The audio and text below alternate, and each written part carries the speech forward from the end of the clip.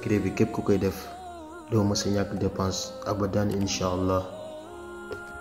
auzu billahi mina shaytaan rajim bismillahi rahmaani rahim. asalaamaaleykum mbokk jullit yi ak mbokk taalibe yi.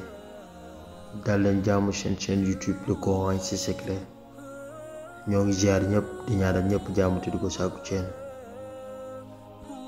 tey mbokk yi dañ leen andil secret naafile ñetti rakka yu yéeme yu am solo lool sax képp ko xam ne danga am jafe-jafe am dépense, jafe-jafe am wërsëg, jafe-jafe am xaalis, jafe-jafe dundal sa njaboot.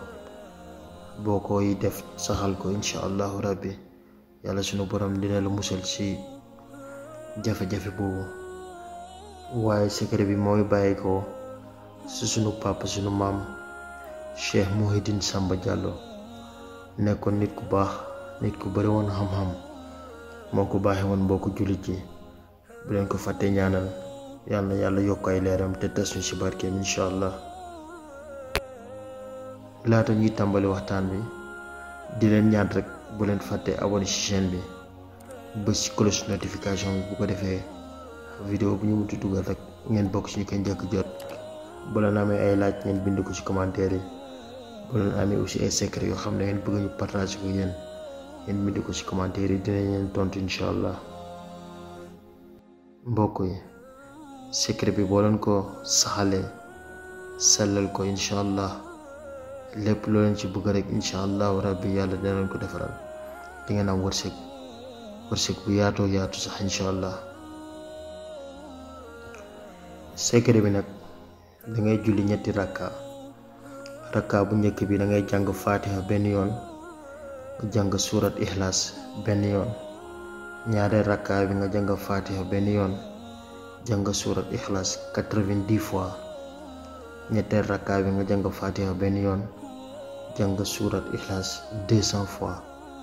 boo ko xoolee boo ko boolee mu jox la 291 surat ixlaas mu tolloog nafekatul yawmi mooy maanaam dépense bés bi. boo ko defee saxal ko incha allahu rabbi yàlla sunu borom dina la suturaal ba doo ñàkk dépense. waaye comme ni ko sunu maam waxee rek boo bëggee affaire yi gën a saawaan baawaan danga koy double bi maanaam da ngay julli ñetti rakka bu njëkk bi nga jàng faatiha benn yoon, nga jàng surat ixlaas 2 fois.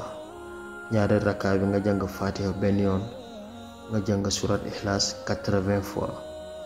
ñetteel rakka bi nga jàng fatiha benn yoon, nga jàng surat ixlaas 500 fois. boo ko defee incha allahu rabbi yàlla sunu borom dina saawanal mbiri, waaw dina saawan baawaan incha allah.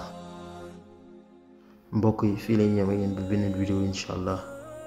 di leen gërëm bu baax a baax di leen sant ndax kontaan nañu lool sax.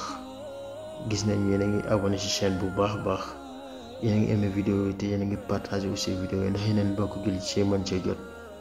di leen ñaan gudd fan ak wér ak xewal yu yaatoo yaatu incha allah. di leen di fàttaliwaat rek bu leen amee ay secret yoo xam ne da ngeen bëgg ñu partagé ko ngeen bind ko ci commentaire yi. bu leen amee aussi ay laaj ngeen bàyyi ko ci commentaire yi dinañ leen tontu incha allah. di leen di fàttaliwaat rek bu leen fàtte abonné ci chaîne bi, aimé vidéo bi, partagé ko daa am solo lool sax moo ñu may doole. yàlla fay.